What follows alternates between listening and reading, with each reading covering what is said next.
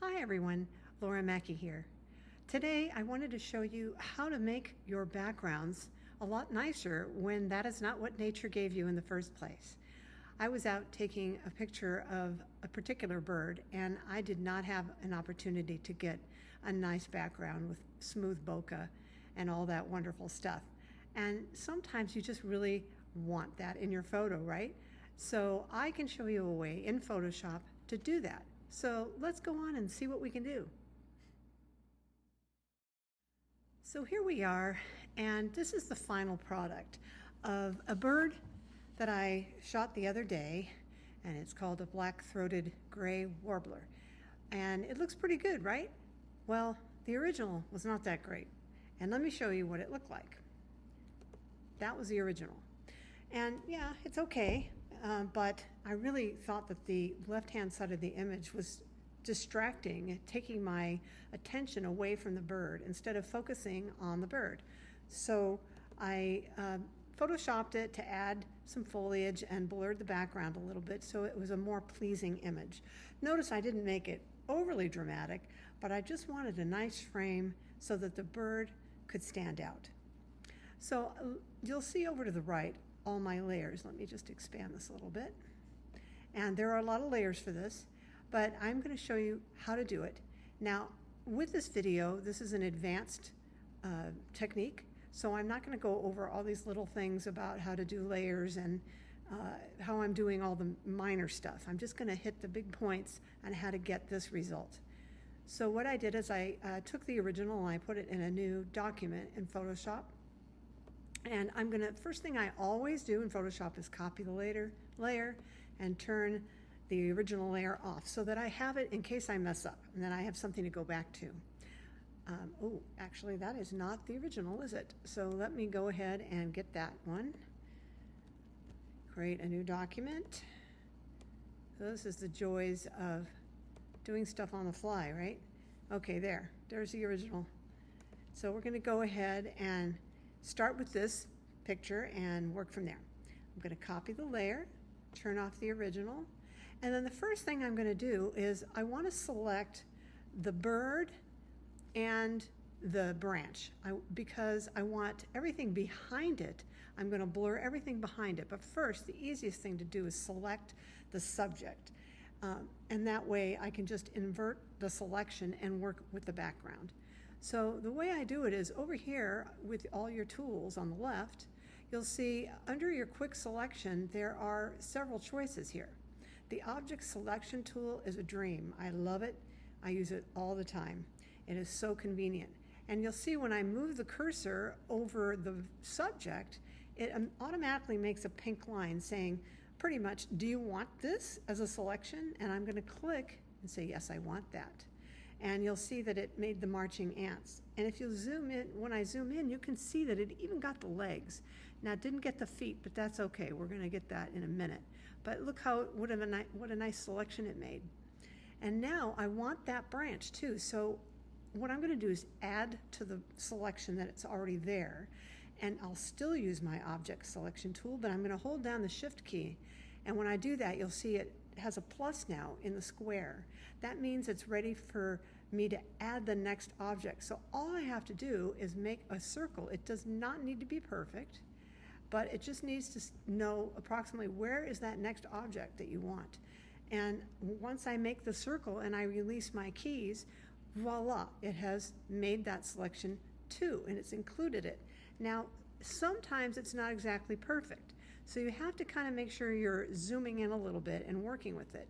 And the way I spiff this up a little bit, you'll see here, right here, there's a part where it didn't go quite into the branch because it saw another dark part and it was confused.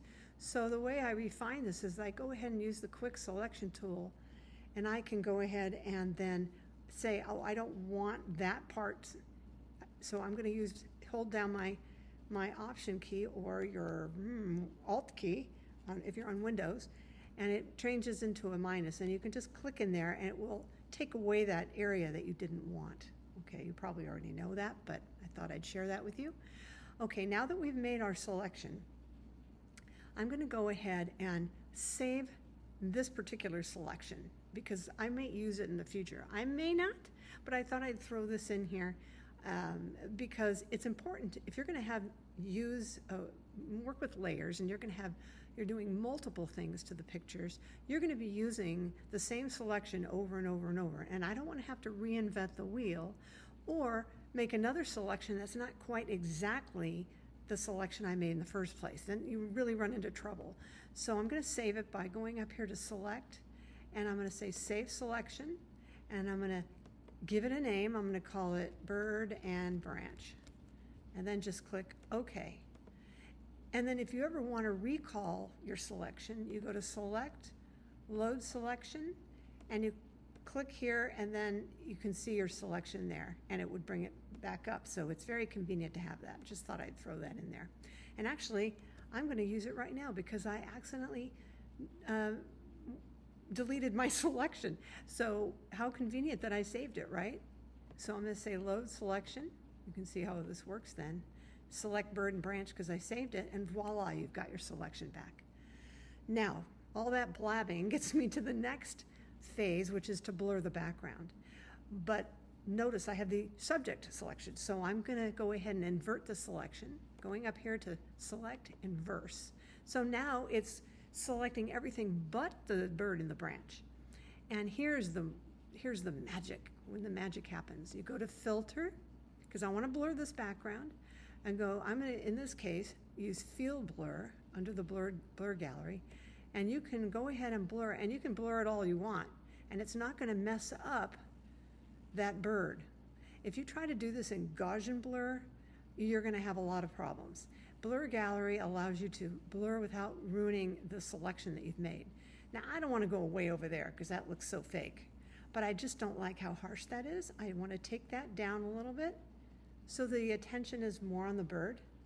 So I'm thinking like somewhere around there. Probably looks pretty good. And notice I went over here to the right and I was sliding this blur slider. There are other choices here, but for this tutorial, I'm going to just use the field blur. So I'm going to go back up here and click OK, and there we are. And I'm going to go ahead and rename this layer. I'm going to say blur, because then I know that is what I did to this layer. Now I'm going to go ahead and deselect that selection, because we're not going to probably do that for another minute or so. But I don't really like this blue over here, and I don't really like how there's not a nice frame to this photo. It just seems like that this lower quadrant is distracting my eye from the beautiful bird. So sometimes what I do is I add textures into my document to provide a nice frame, maybe some leaves that look like the leaves that were there. So I'll show you how I do that. I have saved a bunch of textures on my computer that I've downloaded, and most of them are free. Some of them are not, but in any case, they're usually very cheap.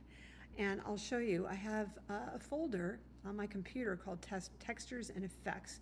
And actually, I will expand this. I have quite a few of them, as you notice, folders full of different things. In this case, I think I'm going to use tree branch, and I'm going to do an icon view so we can see these options. And I'm going to scroll through here to see if I see something that looks like what the branches were in the site where I was. I already know that I'm going to use this one because I used it on my previous completed image. So I'm going to copy that, and I'm going to go ahead and just paste that layer here. Now it's going to ask you, do you want to convert the colors and blah, blah, blah. You don't need to worry about that right now. I'm just going to go ahead and paste that in there. And oh my goodness, it's huge. Well, that's because it's a different size. So I'm going to go ahead and just expand out so I can see, and I'm going to drag that edge in to be approximately the same size as the image here. And now I can move this around and to where I think it might look good, but I'm not going to leave it like this. I'm going to blur it because that really looks fake to me. So I'm going to go ahead and put it like maybe right like this. Yeah, maybe like this. I just don't want it to be too obvious. And I'm going to, so I just use the move tool, hit enter, and there it is. But now what I'm going to do is I'm going to blur this. In this case, I am going to use Gaussian blur, and I'm going to go ahead and blur it, not too much. You know, sometimes you can put a nice heavy blur as if something was so close to you that you didn't get it in focus because your focal plane is so small. But I do want a little bit of shape, so I'm going to go ahead and do it maybe like this. I mean, it's not going to be exact as the previous image that I did because this is all on the fly and I don't know what I did on the previous image, but I think that looks pretty good. I'm going to click OK.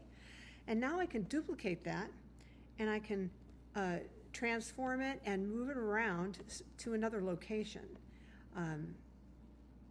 See if we can get something that looks not too fake. And you can also mask things out. If you don't want part of this texture, you can add a mask and paint with a black brush to hide some of this image, or the texture, I should say. So I like it right there. I'll click yes, and maybe I don't really like that part, so I'm going to go ahead and click a mask over here to the right. Make sure my swatches are in the default by clicking D, and then making sure your black is on top, using a brush. And I like to use a soft brush because, you know, you never know, it just looks better sometimes. Oops, that was in my quick selection tool. So let's go there and then make sure your opacity doesn't even need to be at the highest, but I like to always try to see if I can, okay. So I'm looking at that, I didn't like that brown showing, so I like that. And you know what, I'm gonna just move this around a little bit. Notice I unhooked the texture from the mask because I now want to move this thing around, and I don't want it moving the mask around too because I don't know. So I think maybe that's a little better. Okay, and I think I'm going to go back in here and make sure that actually I sort of liked some of that, so I'm going to go ahead and just do this, get rid of this part. Okay, I think that looks pretty good. I'm thinking this bottom one might be just a little high, but in any case, you can see how I've managed to create a much better image, I think. I'm going to go ahead and move this texture down to cover that blue part. I really think the blue part doesn't look good. So I'm going to go ahead and do this. And you can even go so far as to click this up at the top, this transform tool, and move parts of it. It doesn't have to be twirled or all at the same rigid, rigid texture. It can be, you can maneuver all these little things and get it just how you like it. So anyway, so that is the final image. So we started with this and we ended up with that. And I think it's a lot better. You can either even further refine it to probably put a vignette around the whole thing. And that could even soften it more. And I can, I have panels that are just, I can do stuff like that really quickly with these panels I already have in my my Photoshop, and I can change the opacity of these vignettes, and I think that directs your eye a little bit more to the bird. If you wanted to brighten a bird, you could select the bird and brighten him. I think he looks okay the way he is, but basically this gives you an idea of what you can do and creatively to make your bird photos sing. Ha! I love that, don't you? Anyway, thank you so much for watching. If you have any questions, drop me a comment. Talk to you later. Bye.